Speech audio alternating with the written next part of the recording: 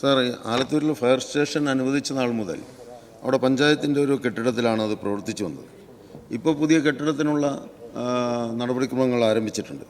പക്ഷേ പ്രശ്നം കഴിഞ്ഞ 3 വർഷക്കാലമായി ഫിറ്റ്നസ് ലഭ്യമല്ലാത്ത അതീവ ജീർണാവസ്ഥയുള്ള കെട്ടിടത്തിൽ ഇത് തുടരുകയാണ്. പലതവണ ഞാൻ ഈ വിഷയം സഭയിലും ഉന്നയിക്കുകയുണ്ടായിട്ടുണ്ട്. ഇപ്പോഴും പുതിയ ഒരു വാടക കെട്ടിടത്തിലേക്ക് മാറിയിട്ടില്ല. അടിയന്തരമായി പുതിയ വാടക കെട്ടിടത്തിലേക്ക് ഈ ആലത്തൂർ ഫയർ സ്റ്റേഷൻ മാറണം, അല്ലെങ്കിൽ ഗവൺമെൻറ്റിനത് അവമതിപ്പായി മാറും എന്നതാണ്. അതുകൊണ്ട് മാറുന്നതിനാവശ്യമായ നടപടികൾ സ്വീകരിക്കണമെന്ന് ഞാൻ അഭ്യർത്ഥിക്കുക.